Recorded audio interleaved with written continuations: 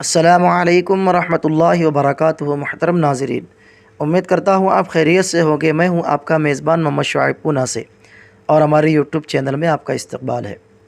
محترم ناظرین، معروف عالم دین حضرت مولانا مفتی تقی عثمانی صاحب دامت برکاتہم العالیہ کو کون شخص نہیں جانتا؟ کیا عرب کیا عجب، ہر طرف حضرت کے چرچے ہیں۔ حضرت عالم اسلام کی بڑی شخصیت ہیں۔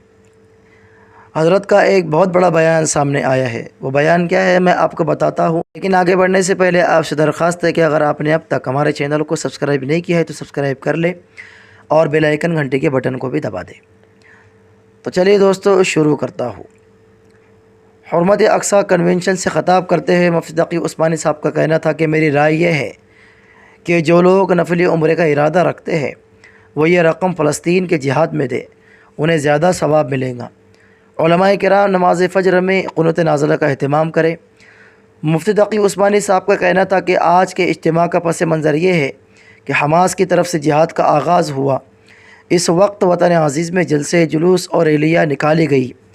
میں دیکھ رہا تھا کہ رفتہ رفتہ یہ مسئلہ دھیما پڑتا جا رہا تھا۔ ہم نے سوچا کہ سب سے پہلے علماء کرام کو جمع کرے اور اس مسئلے کو زندہ رکھے۔ ان کا کہنا تھا کہ عالم اسلام میں بہت سی زمینوں پر غیروں کا قبضہ ہے، لیکن یہاں مسئلہ زمین کا نہیں، نہ اس بات کا ہے کہ غیروں نے قبضہ کیا ہوا ہے۔ اصل مسئلہ بیت المقدس کا ہے۔ فلسطین کا مسئلہ مسجد اقصی کا ہے۔ امت مسلمہ پر فرض ہے اسے یہودیوں سے آزاد کرائے۔ یہ مسئلہ ہمارے قبلہ اول کا ہے۔